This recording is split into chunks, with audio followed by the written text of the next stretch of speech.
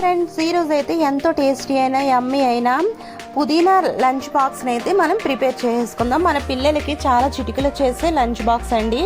అది ముందుగా అయితే పాన్ పెట్టుకుని దాంట్లో 2 టేబుల్ స్పూన్ల వరకు ఆయిల్ వేసేసి ఒక ఉల్లిపాయ, ఒక పచ్చిమిరపకాయ విధంగా చీరేసుకుని వేసుకుని దాంట్లోనే హోల్ గరం మసాలా అండి, 2 లవంగ మొగ్గలు, దాల్చిన చెక్క, యాలకులు అన్నీ 2 చొప్పున వేసేసుకుని ఈ విధంగా ఫ్రై చేసుకోవాలి. దాంట్లోనే 1 కప్పు వరకు పుదీనాకుని మిక్సీ వేసేసుకుని ఈ విధంగా వేసేసుకుని యాడ్ చేసేసుకుని దాన్ని మొత్తం ఒకసారి 5 మినిట్స్ కలిసేలా కలిపేసుకోండి. దాంట్లో 1 టేబుల్ స్పూన్ అల్లం వెల్లుల్లి పేస్ట్ని వేసి 1 గ్లాసు రైస్ని అయితే తీసుకున్నానండి. అలాగే 2 గ్లాస్ వాటర్ని యాడ్ చేసుకుని టేస్ట్కి సరిపడగా సాల్ట్ని వేసి అవి మరుగుతూ ఉన్నప్పుడు మనం ముందుగా కడిగి నానబెట్టుకున్న రైస్ని కూడా దాంట్లో యాడ్ చేసుకోవాలి.